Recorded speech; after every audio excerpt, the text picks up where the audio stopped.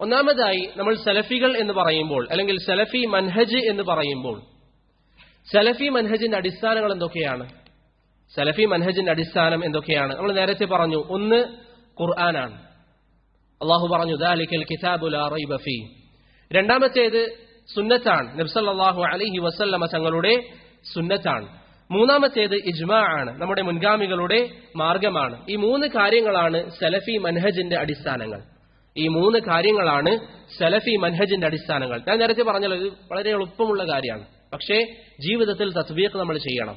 ഖുർആൻ, സുന്നത്ത്, ഇജ്മാ, മുൻഗാമികളുടെ മാർഗം. സഹാബത്ത് എന്ത് പറഞ്ഞു, താബിഈങ്ങൾ എന്ത് പറഞ്ഞു, അതാണ് സലഫി മൻഹജ്.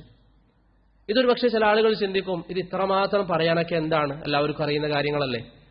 നിങ്ങളിവിടെ നമ്മുടെ കേരളത്തിലുള്ള മറ്റ് സംഘടനകളെ കുറിച്ച് നിങ്ങളൊന്ന് ചിന്തിച്ചു നോക്കുക. അവരൊക്കെ ഈ ഒരു ആശയമാണോ അവരുടെ ജീവിതത്തിൽ അല്ലെങ്കിൽ അവരുടെ അഖീദയിൽ അവർ പാലിക്കുന്നത്? ഇവിടെ പ്രസിദ്ധമായ ഒരു വിഭാഗം, സമസ്ത വിഭാഗം, അവർ അഖീദയിൽ അവരുടെ പാഠപുസ്തകങ്ങളിൽ അവർ പറയുന്നത് പോലെ അവർ അശാഇറകളാണ്. അവരുടെ പാഠപുസ്തകങ്ങളിൽ അവർ പറയുന്നത് പോലെ അവർ അശാഇറകളാണ്. സമസ്ത വിഭാഗം അശാഇറകളാണ്. അവരുടെ വിശ്വാസം എന്താണ്? സമസ്തയുടെ വിശ്വാസം എന്താണ്? അല്ലെങ്കിൽ അശാരിയാക്കളുടെ വിശ്വാസം എന്താണ്? അവർ പറയുന്നതനുസരിച്ച് അവർ ബുദ്ധിക്കാണ് നഖലിനേക്കാൾ, ഖുർആനിനേക്കാളും സുന്നത്തിനേക്കാളും സ്ഥാനം നൽകുന്നത്.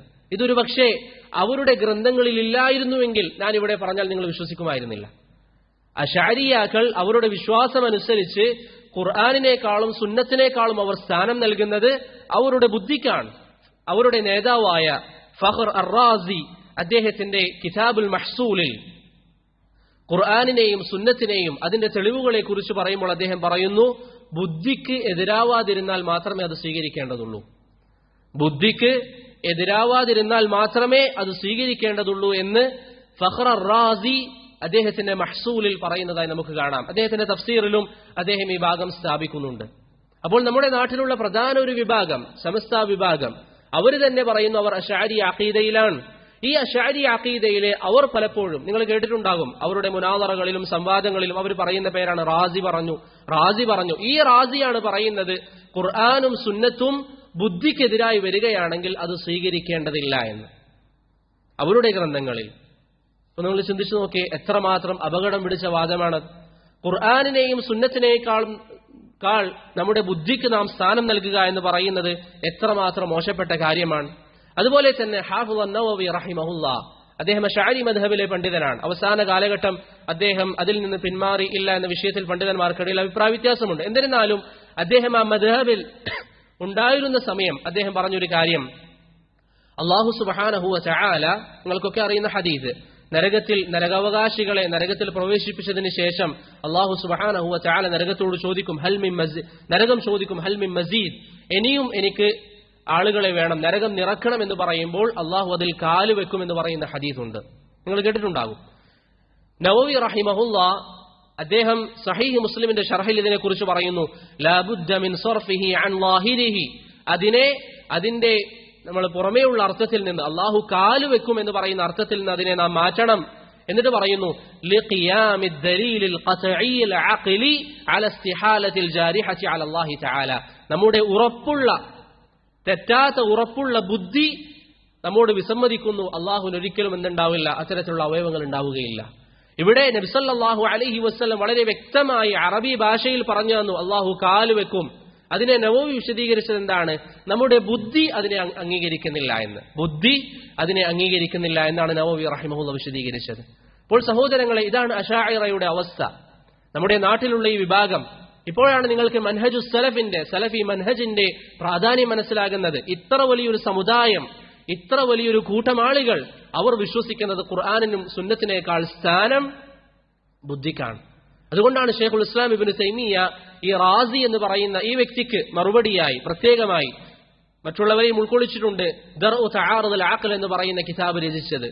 ബുദ്ധിക്കാണ് സ്ഥാനം എന്ന് പറയുന്ന വാദം ശൈഖുൽ ഇസ്ലാം ഇബ്നു തൈമിയ്യ റഹിമഹുല്ലാഹ് ആ കിതാബിൽ എതിർക്കുന്നതായി നമുക്ക് കാണാൻ സാധിക്കും. അതുപോലെ തന്നെ അവരുടെ ഗ്രന്ഥങ്ങളിൽ നിങ്ങൾക്ക് കാണാവുന്ന ഒരു കാര്യമാണ്, അശാഇറകളുടെ നമ്മുടെ നാട്ടിലുള്ള പ്രധാന വിഭാഗം സമസ്തക്കാർ, അവരുടെ ഗ്രന്ഥങ്ങളിൽ അവർ സ്ഥാപിക്കുന്ന ഒരു ആശയമാണ് ഖബറുൽ ആഹാദ്. ഖബറുൽ ആഹാദ് എന്ന് പറഞ്ഞാൽ ചില ഹദീസുകൾ ഒരാളിൽ നിന്ന് വന്നിട്ടുണ്ടാകും, ഒരു സഹാബി ഉദ്ധരിച്ചു, ശരിക്ക് മനസ്സിലാക്കണം. ചില ഹദീസുകൾ 2 സഹാബികൾ ഉദ്ധരിച്ചിട്ടുണ്ടാകും, ചില ഹദീസുകൾ 3 സഹാബികൾ ഉദ്ധരിച്ചിട്ടുണ്ടാകും. അങ്ങനെയുള്ള ഹദീസുകൾക്കാണ് ഖബറുൽ ആഹാദ് എന്ന് പറയുക. ചിലപ്പോൾ 3-ൽ കൂടും. ഹദീസുകൾ പൊതുവെ 2 തരമാണ്. ഒന്ന് ഖബറുൽ ആഹാദ്, മറ്റൊന്ന് മുതവാത്തിർ. മുതവാത്തിർ എന്ന് പറഞ്ഞാൽ കുറേ ആളുകൾ ഉദ്ധരിച്ച ഹദീസ്. ആഹാദ് എന്ന് പറഞ്ഞാൽ കുറെ ആളുകൾ ഉദ്ധരിക്കാത്ത ഹദീസ്. അത് 1 ആകാം, 2 ആകാം, 3, 3-ലധികം ആകാം. 3-ലധികം എത്രയാണെന്ന വിഷയത്തിലൊക്കെ അഭിപ്രായ വ്യത്യാസമുണ്ട്. എന്നിരുന്നാലും ഹദീസുകൾ 2 തരമാണ്. അഹ്ലുസുന്നയുടെ വിശ്വാസം അനുസരിച്ച് ഈ ഹദീസുകളൊക്കെ നബി സല്ലല്ലാഹു അലൈഹി വസല്ലം പറഞ്ഞാൽ അത് തെളിവാണ്. അപ്പൊ പ്രവാചകൻ ഒരു ഹദീസ് പറഞ്ഞു, ഇപ്പൊ ഇന്നമൽ അഅമാലു ബിന്നിയാത്ത്, അത് പ്രവാചകൻ പറഞ്ഞു. എത്ര സഹാബി ഉദ്ധരിച്ചു? ഒരൊറ്റ സഹാബി, ഉമർ ഇബ്നുൽ ഖത്താബ് റളിയല്ലാഹു അൻഹു. വേറൊരു സഹാബിയും ഉദ്ധരിച്ചിട്ടില്ല. അപ്പോൾ അശാഇറയുടെ മദ്ഹബ് എന്താ? അവരെന്ത് പറയും? അതൊരിക്കലും അഖീദയിൽ നമുക്ക് തെളിവല്ല എന്ന് പറഞ്ഞാൽ ദീനിൽ ഒരു ഭാഗത്ത് മാത്രമേ അത് നമ്മൾ തെളിവായി സ്വീകരിക്കുകയുള്ളൂ. മറ്റുള്ള കാര്യങ്ങളിൽ, നമ്മുടെ വിശ്വാസ കാര്യങ്ങളിൽ ഒരിക്കലും അത് തെളിവല്ല എന്നാണ് ആരുടെ വാദം? അശാഇറകളുടെ വാദം. അഥവാ നമ്മുടെ നാട്ടിൽ നിങ്ങൾ സുന്നി മദ്രസകളിൽ പഠിച്ചവരാണെങ്കിൽ ആ പാഠപുസ്തകങ്ങളിൽ ഞാനടക്കം പഠിച്ചിട്ടുണ്ട്. അതിൽ പറയുന്നത് അഖീദയിൽ രണ്ടാലൊരു മദ്ഹബ് പിൻപറ്റൽ നിർബന്ധമാണ്. ഒന്നുകിൽ അശഅരിയ അല്ലെങ്കിൽ മാതുരീദിയ. ഈ അശഅരി വിഭാഗമാണ് കേരളത്തിൽ നിന്നുള്ള ആളുകൾ. അവർ പറയുന്ന അഖീദയാണ് ഖബറുൽ ആഹാദ് അഥവാ മുതവാത്തിർ അല്ലാത്ത ഹദീസുകൾ അഖീദയിൽ നമുക്ക് തെളിവല്ല എന്ന കാര്യം. ഇതാരെ പറഞ്ഞ്? റാസി അദ്ദേഹത്തിന്റെ അസാസു തഖ്ദീസിൽ ഈ ഒരു ആശയം പറഞ്ഞിട്ടുണ്ട്. റാസി അദ്ദേഹത്തിന്റെ അസാസു തഖ്ദീസിൽ ഈ ഒരു ആശയം പറഞ്ഞതായി നമുക്ക് കാണാം. ഇതൊരിക്കലും അഹ്ലുസുന്നക്ക് പരിചയമില്ലാത്ത ആശയമാണ്. ബുദ്ധിയെ ഖുർആനേക്കാളും ഹദീസിനേക്കാളും മുന്തിക്കുക എന്ന ആശയം അഹ്ലുസുന്നക്ക് പരിചയമില്ല. ഖബറുൽ ആഹാദ് അഥവാ പ്രവാചകനിൽ നിന്ന് സ്ഥിരപ്പെട്ട ഹദീസുകൾ അഖീദയിൽ ഉപയോഗിക്കാൻ പാടില്ല എന്ന് പറയുന്ന വാദം ഇത് അഹ്ലുസുന്നക്ക് പരിചയമില്ല. ഇത് എന്നാൽ അവരുടെ കിതാബുകളിൽ റാസിയെ പോലെയുള്ളവർ, സനൂസിയെ പോലെയുള്ളവർ അവരുടെ ഗ്രന്ഥങ്ങളിൽ ഷർഹുൽ അഖീദത്തുൽ കുബ്രയിൽ സനൂസി ഈ വാദം സ്ഥാപിക്കുന്നതായി നമുക്ക് കാണാൻ സാധിക്കും. അതുകൊണ്ട് സഹോദരങ്ങളെ, ഇത്രയും മോശപ്പെട്ട അഖീദയാണ് അവർ കൊണ്ട് നടക്കുന്നത് നമ്മുടെ നാട്ടിലുള്ള ആളുകൾ. എന്നിട്ട് അവർ പറയുന്നു അവർ അഹ്ലുസുന്നയുടെ ആളുകളാണ്. എങ്ങനെയാണ് അവർ അഹ്ലുസുന്നയാവുക? എങ്ങനെയാണ് അവർ യഥാർത്ഥ സുന്നികളാവുക? സുന്നി എന്ന് പറയുന്നത് നബി സല്ലല്ലാഹു അലൈഹി വസല്ലമ തങ്ങളുടെ സുന്നത്ത് മുറുകെ പിടിക്കുന്നവരാണ്. അവർ പ്രവാചകന്റെ സുന്നത്തിനെ വിഭജിക്കുകയും അതിലൊരു ഭാഗം മാത്രം തെളിവായി സ്വീകരിക്കുകയും ചെയ്യുന്നു. എങ്ങനെയാണ് അവർ സുന്നികളാവുക? ഇത്രയും പിഴച്ച വാദങ്ങൾ, പ്രവാചകന്റെ സുന്നത്തിനെ തള്ളുന്ന രൂപത്തിലുള്ള വാദങ്ങൾ, അതാണ് അവർ ഇന്ന് ഉൾക്കൊണ്ടുകൊണ്ടിരിക്കുന്നത്. അതുകൊണ്ടാണ് പ്രവാചകന്റെ അസ്മാഉ സിഫാത്തുകളുമായി ബന്ധപ്പെട്ട പല വിഷയങ്ങളിലും അവർ അള്ളാഹുവിന്റെ അസ്മാഉ സിഫാത്തിൽ അവർ ദുർവ്യാഖ്യാനം നടത്തുന്നത്.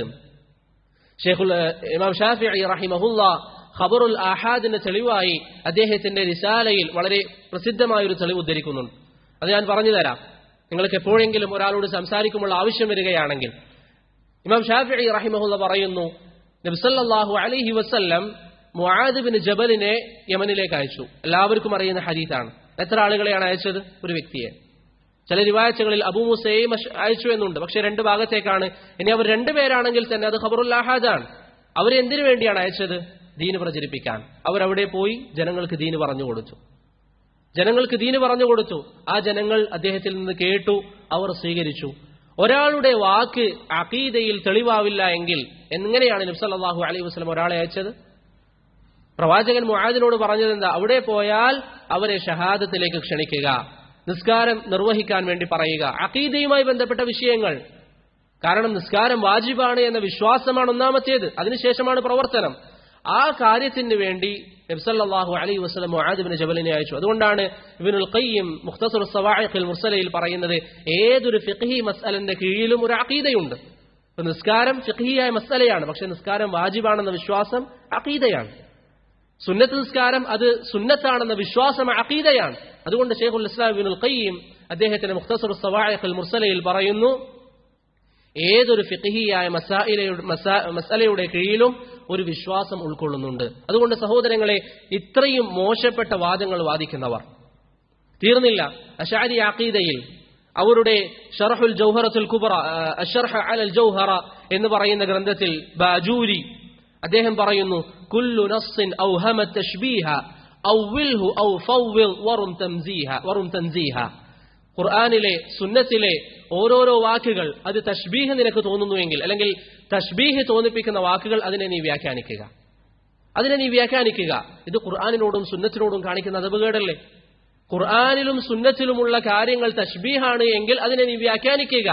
എങ്ങനെയാണ് തശ്ബീഹാവുക അള്ളാഹുവിന്റെ സംസാരത്തിൽ? അപ്പോൾ അള്ളാഹുവിന്റെ സംസാരത്തിനോട് അതപകേട് കാണിക്കുന്ന എന്ന് പറഞ്ഞാൽ ഇവർ ഈ പറയുന്ന വിശ്വാസം അനുസരിച്ച് ഖുർആനിന്റെ പ്രകടമായ ഭാഗം നിങ്ങൾ വിശ്വസിച്ചാൽ, അള്ളാഹു ആകാശത്താണെന്ന് വിശ്വസിച്ചാൽ അവരുടെ വിശ്വാസപ്രകാരം നിങ്ങൾ കുഫറിലാണ്. അവരുടെ വിശ്വാസപ്രകാരം നിങ്ങൾ കുഫറിലാണ്. എന്നിട്ട് അവർ പറയുന്നു ഞങ്ങളാണ് അവരെ തക്ഫീർ നടത്തുന്നത്, വഹാബികളാണ് അല്ലെങ്കിൽ സലഫികളാണ് അവരെ ചീത്ത പറയുന്നത് എന്ന് അവർ പറയുന്നു. വാസ്തവത്തിൽ അവരുടെ അഖീദയാണ് ഇത്രയും മോശപ്പെട്ട അഖീദ. ഖുർആനും സുന്നത്തും ബാഹ്യമായി വിശ്വസിക്കാൻ പാടില്ല എന്ന് പറയുന്നവർ.